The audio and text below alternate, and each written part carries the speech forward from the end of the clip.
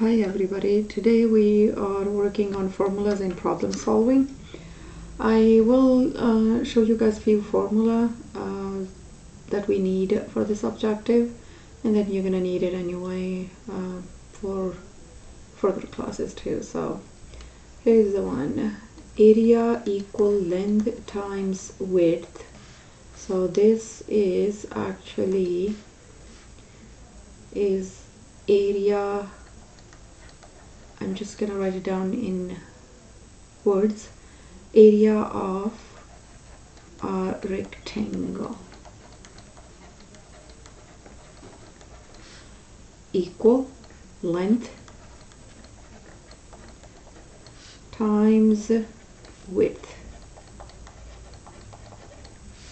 Okay, then I have another one: I equal P or T, and I will write down what these letter means. P equal A plus B plus C, and then I have D equal RT, and then I have V equal length, width, height. Okay, this is I means interest, like a simple interest. I'm just gonna write here simple equal principal times rate times time. This formula is for the parameter. Okay, if you pay attention, perimeter of what? You have three sides, so it has to be triangle. Perimeter of a triangle. Perimeter actually means you add all the sides. It doesn't matter what shape you have. So side A plus side B plus side C. That one is D equal RT, which is the distance formula. D is for distance, equal R is rate times T is time. Then I have volume formula, volume of a rectangular solid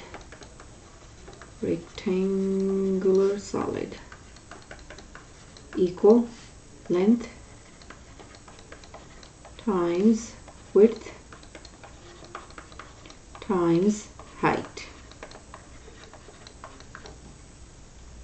Okay, let's do the examples now. I have first example: solve for W if volume equal LWH. So solve for W. What is solve for W means? Solve for any variable means isolate that variable. So if I'm looking for W, I'm going to go back and isolate this W, which means I'm not touching this, it's in the box. Okay, how do I get rid of L and H? How do I move this L and H to the other side of equal? And remember, anytime, anything, you move anything to other side of equal, you use opposite operation. So how do I get rid of them LH and move them to the other side of equal? Since they are multiplying, then opposite operation is supposed to be dividing. Divide LH both sides. So H, L, L cancel out, and my W is all by itself, and it's gonna be V over LH.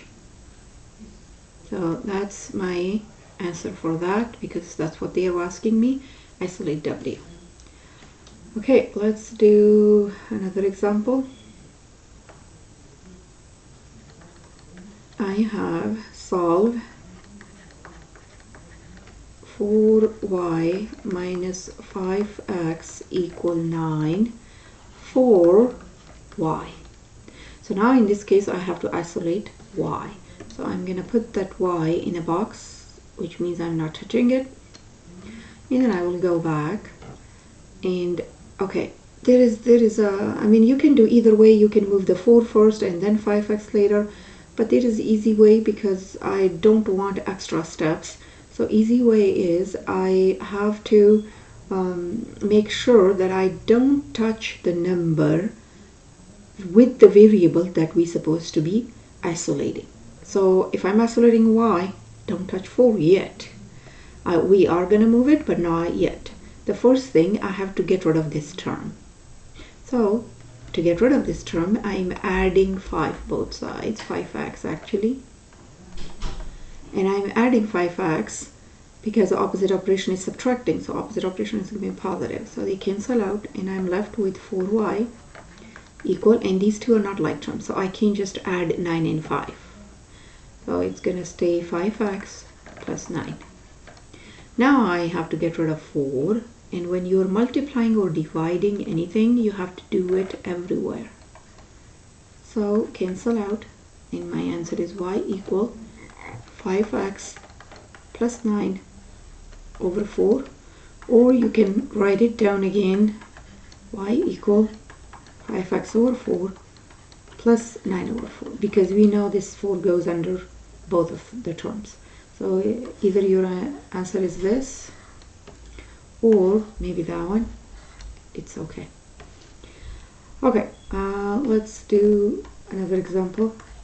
I have a equal p plus p r t, and this is solved for t. Okay, so I'm gonna go back and isolate my t, get rid of PR and get rid of P. And remember, this PR is with the T, so let's not do this right now. Move that first. So I'm going to subtract P both sides. They cancel. I have A minus P. They are not like terms, so I'm keeping them. And I have P or T. Now get rid of PR, and they are multiplying, so I have to divide. They cancel, and I'm left with T equal A minus P over PR. And my T is all by itself. So that would be my answer. Okay, so let's go back to do some word problems. Okay, these are my word problems. Here we go. Now, June Myers just received an inheritance of $15,000 and plans to place all the money in savings account that pays 3% compounded quarterly to help her son go to college in 5 years. How much money will be in the account in 5 years? Okay, in the back I didn't give you one more equation or one more formula that you guys gonna need it, and that formula is for A equal P parentheses 1 plus R over N to the power NT. So that's my formula for the compounded quarterly or compound interest. So this is the formula for compound interest.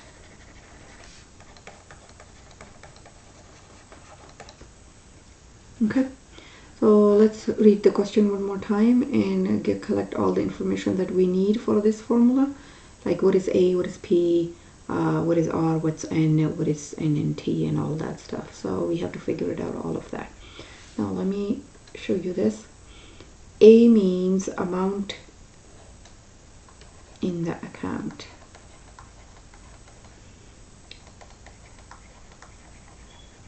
After T years. Okay, and to make it simpler or easy, I would say A is the amount they want. This is the amount they want. P is the principal. Principal means the amount they have, like they invested, it's their money. R is rate. N is this N or that N, same thing. N means the number of times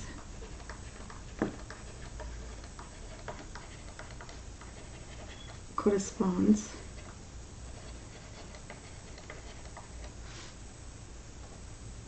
number of times, no, not corresponds, number of times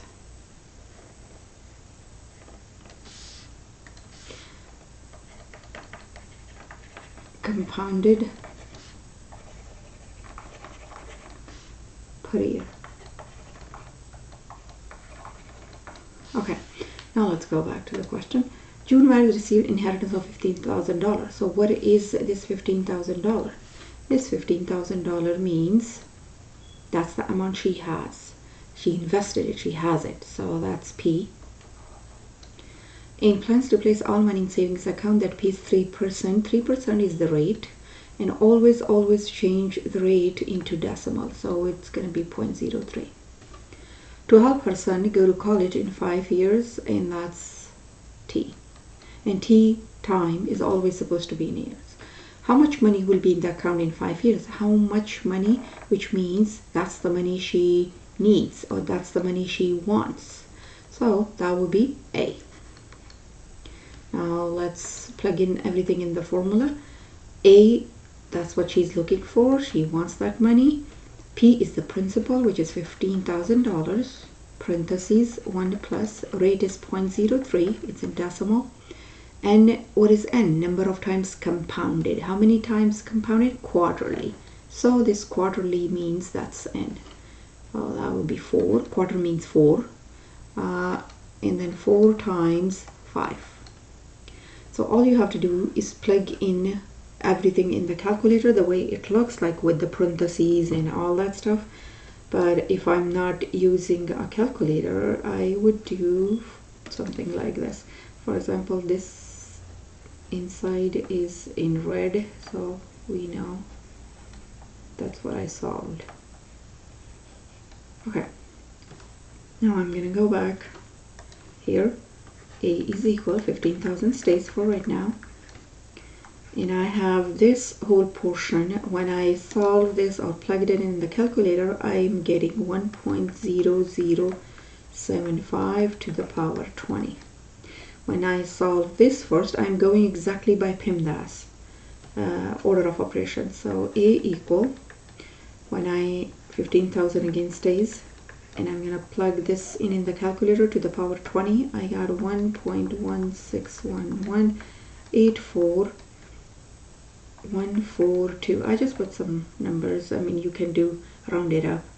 Then I have A equal, when I multiply all of that, I got 17,417.76. So that's the amount after 5 years she's gonna have for her son's college. So that's the answer after 5 years. Okay, let's solve another question, which is the last one. The fastest average speed by a cyclist across the continental United States is 15.4 miles per hour.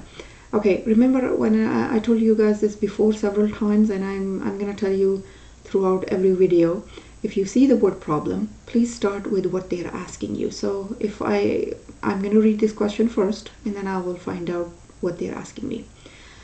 By the fastest average speed by cyclist across the continental United is 15.4 miles per hour. By P. Tippin Cyrus, if he traveled a total distance of about 3,107.5 miles at this speed, find his time cycling.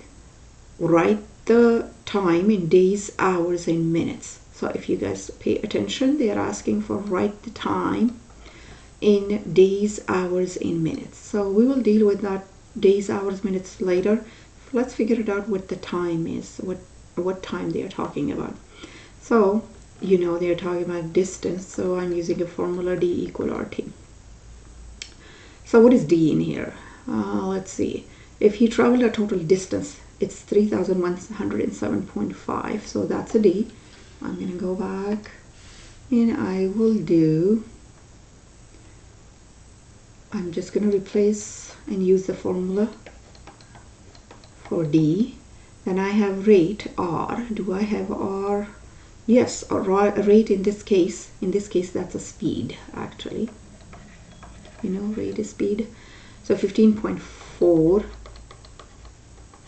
in t I'm looking for. So to isolate t, opposite operation, because I have to move this 15.4 to the other side of equal, so that's 15.4. Cancel.